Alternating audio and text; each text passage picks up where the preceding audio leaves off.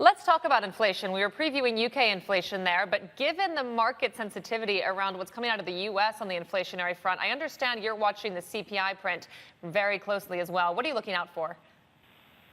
Yeah, Nancy, morning. Yeah, you're right. I mean, the spark for that pullback last week did seem to be the kind of merest whiff of inflation emitted by that US wage data 2 Fridays ago, and that does make this Wednesday's CPI data the focal point for markets. But I think the point for us would be that even though we do see inflationary pressures building in the US and eventually around the rest of the world over the course of this year, that's what should happen at these kind of stages of the cycle, the world for us is assuredly not on the verge of generating the kind of rapid inflation that would force policymakers to slam on the brakes, as some of the kind of more hysterical commentators were implying last week for us anyway. And William, it seems to me investors are really ignoring those hysterical comments. We've seen a nice uptrend in global markets over the last couple of days. A lot of discussion over how this down pullback, really, if you will, compares to previous ones. You make an interesting point when it comes to the drawdown in cyclicals and defensive. I think we have a chart that you sent through on this one. Ultimately, what does this suggest to you? Yeah, I mean, this drawdown was a bit more ubiquitous than in terms of sectors and regions than previous drawdowns, and that might hint at the role that this sort of this inverse volatility product blowout had.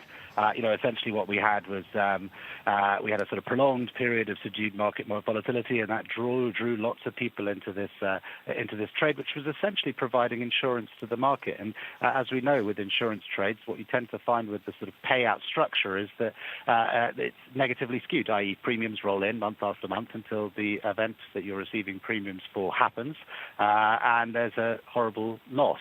And what that prompted was, through hedging requirements and various other things, that a lot of people had to dump their physical stock. And in a sense, it was non-discerning in terms of sectors, and that's what you found for the first stage of that pullback, and that was an interesting aspect. The other thing to point out is, of course, is that so far this is not as big a pullback as you've seen. I think of the last 20 corrections of 8% or more the U.S. stock market has experienced in the last 5 decades. The median decline in stocks have been around 14% and lasted 3 to 5 months.